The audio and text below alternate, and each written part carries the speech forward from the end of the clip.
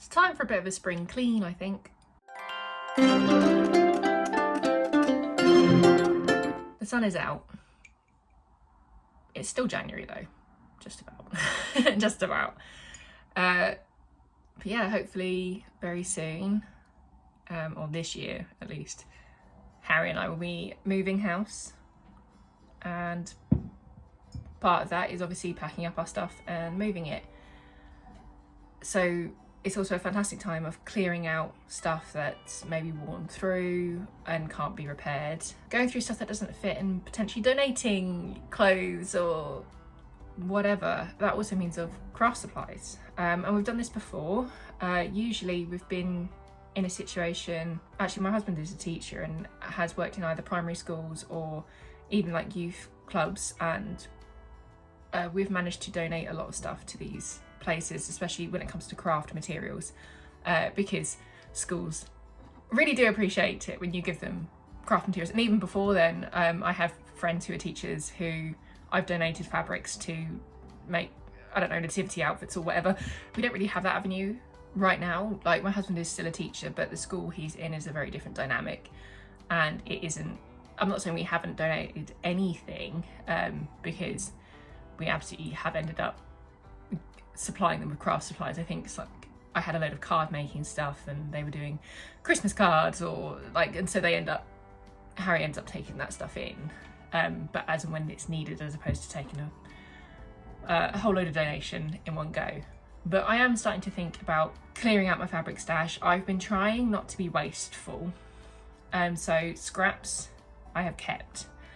I've kind of separated them into like two kind of categories. Scraps that are big enough to make something else out of, and I've done that a little bit already. So the dog coats at Christmas and flat peak caps and that kind of thing. Small things you can easily make out of scraps, and also tiny scraps that you can't realistically use for anything else, but are still textiles and much harder to recycle and that kind of thing. I did hear, and I can't remember who from, but the idea of like fraying them up and using them as stuffing and stuff, not for children's cuddly toys, don't do that please. So for upholstery, children's cuddly toys and certain other things, it needs to be a certain level of like fire safety. So cushions, I mean, you could, if it's a cushion that you're going to use and it's just like a throw cushion, then yeah, okay, maybe. It won't be that comfortable though. So these are things for like, you know, the fabric door stops or like decorative things. I've been keeping that stuff to stuff that kind of thing. Sometimes small scraps are good to like do some tests on the machine, or you can do things like make bias binding if it's like a certain size. I've made bias binding out of some scraps from that couldn't really be made for anything else. Certain fabrics lend themselves better than others for projects. So like, you'll always hear people who have cotton scraps, patchwork, and it's like, oh, I don't like patchworking, to be fair. I love the look, I don't have the patience, but doesn't mean I won't ever do it. I have done little bits. Bunting's another one. I made a load of bunting once. That's not what we're doing today. Today we're doing some stuff that is actually practical. Bias binding is practical, but not every material lends itself to be made into bias binding, thinking about the waterproof fabrics. But what I do want, I want some tech sleeves. So for my laptop, for my phone, for my husband's phone, he has like a phone holder, I suppose, on his bike, so when we don't know where we're going, we can put his phone on there. And you know, we're in Wales, so occasionally it rains here, so I've got that clear plastic that I'd quite like to make some sort of cover that you can still see the screen in, and so it will protect his phone as we cycle with it out. And also, like that clear plastic, we have one makeup bag to travel on planes that you can take with you, but obviously there's two of us, and that one's also on its way out. So I would like to make a couple of toiletry / makeup bags out of the clear plastic left over from the other projects. So a few little scrap projects to use up some scraps. I don't know how many I'll get through because I've got quite a few ideas. We'll just see how many I can make. This won't be in one day. This will be over a few days, maybe even a few weeks. I'll try my best to talk through what I'm doing and why I'm doing it, size choices, fabric choices.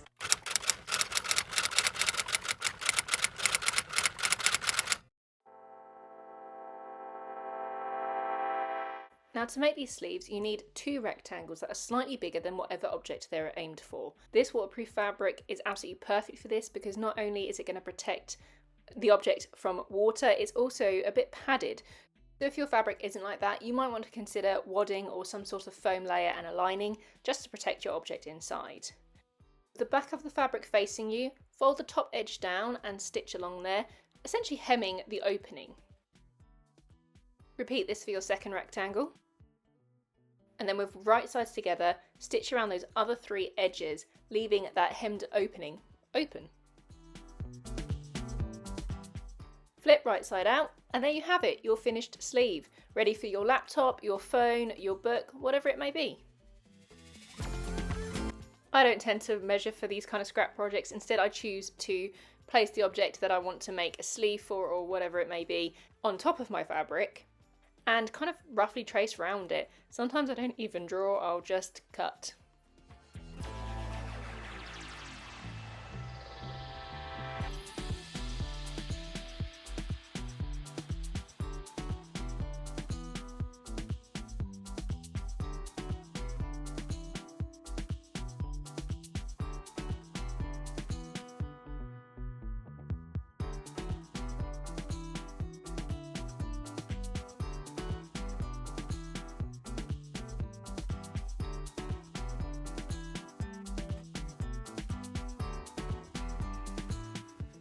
You can, if you want, trim those corners and even the sewing margins so it lies a bit flatter when you turn it the right way through. Rinse and repeat for as many times as you like, for as much fabric as you have or as many objects that you need sleeves for.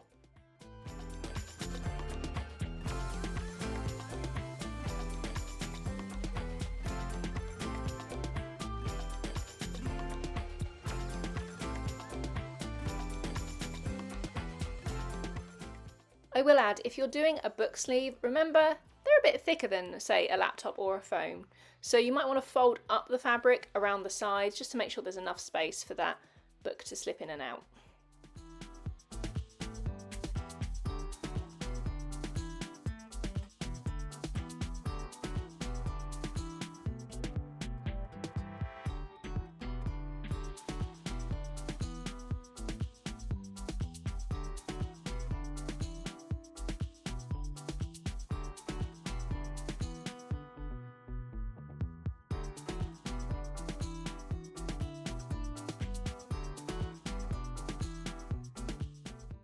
And remember, if your item is a bit larger than the scraps that you have, you can piece pieces together to make up that pattern piece. Now I got a bit experimental here. I was trying an entirely different type of phone case, one where I could still see the screen if it was in a phone holder on my bike. However, it didn't quite work out because I couldn't then get the case on the phone and then the phone in the phone holder. But I have some ideas how to rectify this, but I won't be doing that in this video, and I think I can adapt this one to actually also attach to my bike. So we'll see in the future if I get around to that.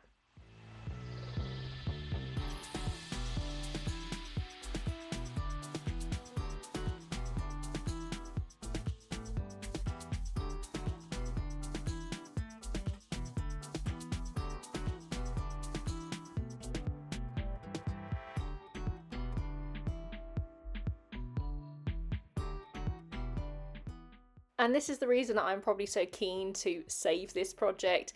This binding was such a faff.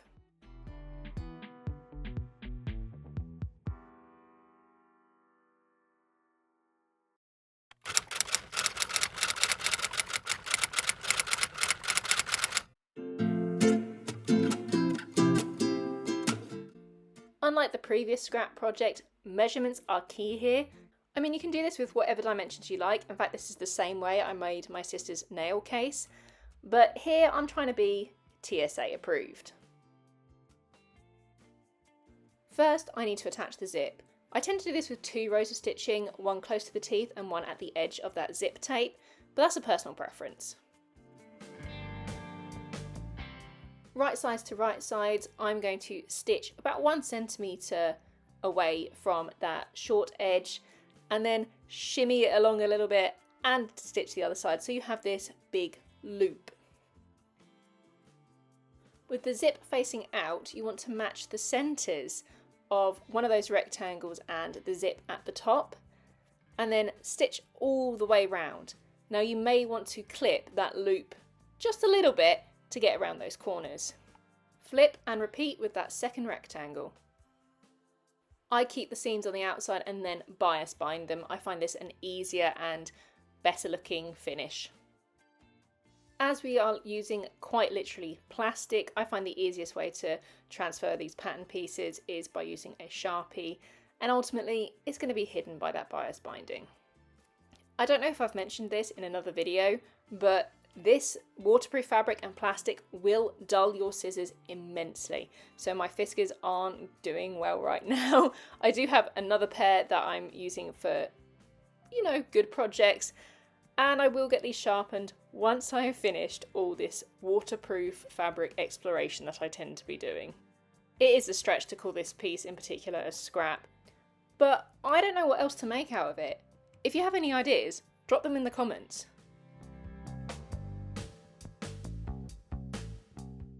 The issue with trying to show you this project, and the reason why that animation, whilst subpar, was absolutely necessary, is it's really hard to see what I'm doing. I mean, I am using transparent fabric.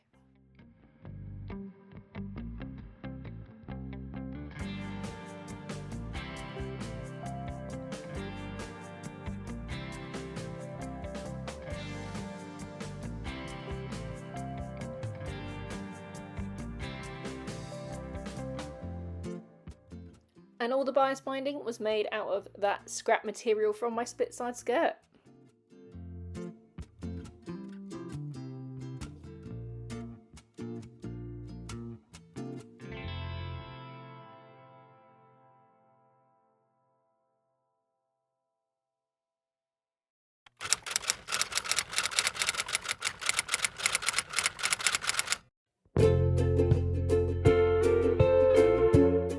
Now, my animation skills are very much limited to 2 rectangles, so I'll just have to show you the old-fashioned way how I made this scuff guard. First, I need to find a scrap that's big enough for this. I did this by placing it on my bike and kind of shuffling it around to see if I think it will go all the way around and have that nice overlap. And then once I get it in a position that I'm happy with, I literally draw on the underside with a Sharpie.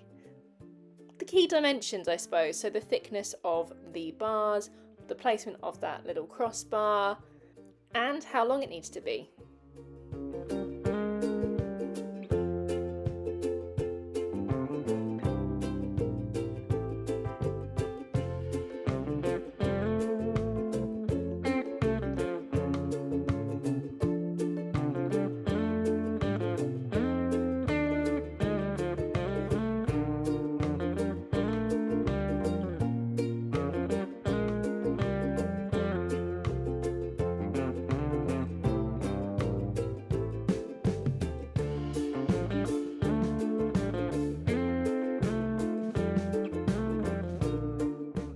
I couldn't be bothered to keep moving and resetting up my camera, sorry.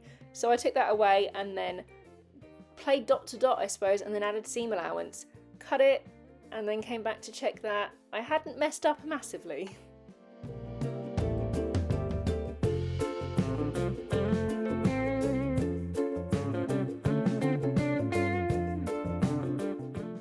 Then it's quite simple construction, just hem the entire way round and add Velcro.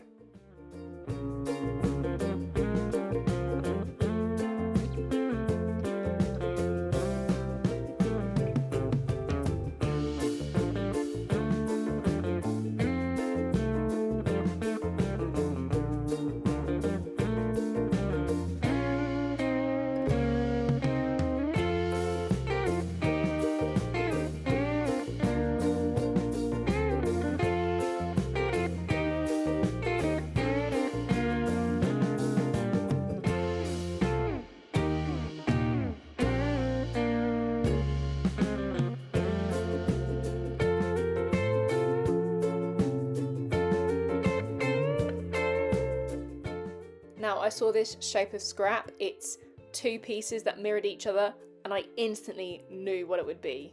Can you guess what I'm thinking? If you guessed bicycle seat cover, you'd be right.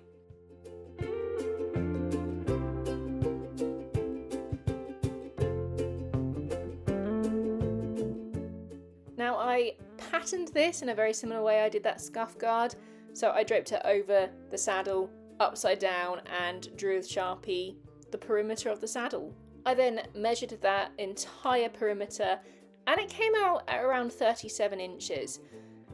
But I wanted to use up these little scraps, so I was piecing these together. They're about 2 inches tall. And in total I got 36 inches, but figured it'll be fine. After all, you don't sew at the very edge of the perimeter, you sew a little way in. It was kind of at this point that this project started to feel like I was sewing another flat peak cap. Maybe that's why I'm thinking of this as my bike's hat at the moment. Obviously it looks very different, but yeah, that's what it felt like. So I top stitched that seam allowance down towards the rim, and then I added straps underneath to hold it onto the saddle so it won't just blow off, checking that it will fit constantly. I also added a little strap with a bit of Velcro to secure it in place.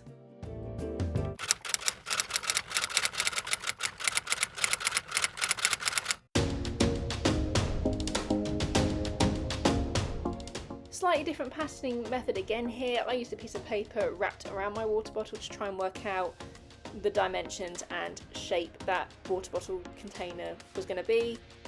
And then I just found the pieces that I needed, the sizes that I wanted. Now I was a bit extra, and because I decided on a curved top, I also decided to line this, and so I found that lining fabric that I used for my coat and lined the main bottle piece. I did want to add a long strap and make this somewhat adjustable, but I was having a real mare actually sewing this longer strap, so I will come back to it eventually. So it's not in this video, but I will revisit it, I'm sure.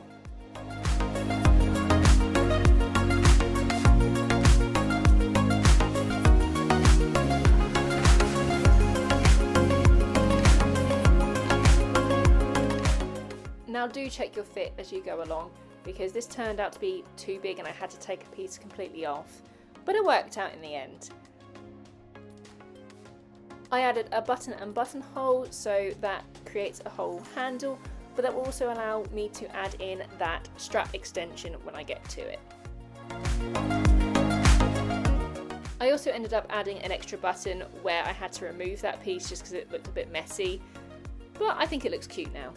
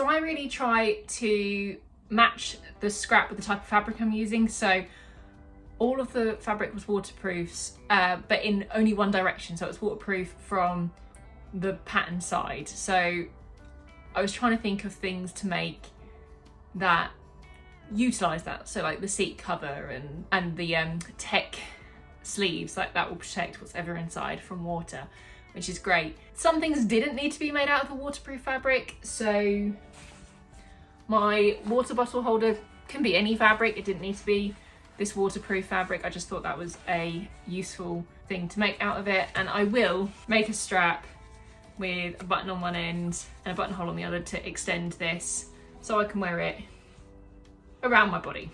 Not right now. I don't need to do it right now. And I do still have enough scraps. I feel like I've made a dent, but it's still amazing how many scraps I have left. I've also got like a sizable chunk of that mini fabric that I don't know what I'm gonna do with it. Like, I think I could get like a decent dog coat out of it. Maybe, I don't know. See, if you've got any ideas, comment them. This is perfect, and I will be making more of these. It's just this one probably took the longest out of all of them, and I don't know, when I made it, it was very stop-starting, not because of my choice, but because other stuff was going on. Yeah, I got just a bit stressed by the end of it, so I was like, just do the one, get that done, show the proof of principle for the video. But yeah, I'm gonna make 2 more. I have 2 more zips. I'm gonna do exactly the same, but instead of this purple zip, I'm gonna use bright green. I've got a nice neon green, and then I've also got like the red bias binding, the burgundy bias binding from my sister's nail case that I made, which I made in exactly the same way, just bigger. But yeah, so again, this doesn't need to be the clear fabric. If you want to make it any size, any color, whatever you like, you can make a decent makeup bag this way, or nail table case, or whatever you need. This is a good design. And then the sleeves are the sleeves. The sleeves work, they're great. So if it's raining, I can pop my phone in the sleeve before I put it in my pocket to make sure it's definitely dry. This didn't quite work out, though surprisingly you can use the screen through the plastic, which we weren't expecting. How I'm going to change it is I'm going to make it even bigger to go over the phone once it's in the phone holder. I think that's the best way to do it. And then, so instead of this way round, these need to be kind of like coming in like that. And like, I really like the way I've bound the edges, but it was just really, really faffy. So can I be bothered to do that again? I mean, the binding method, I'll do this again, but for the other one. But I think I might be able to make this by attaching like, I don't know, ribbon, or I don't know, maybe even like elastic. I don't know.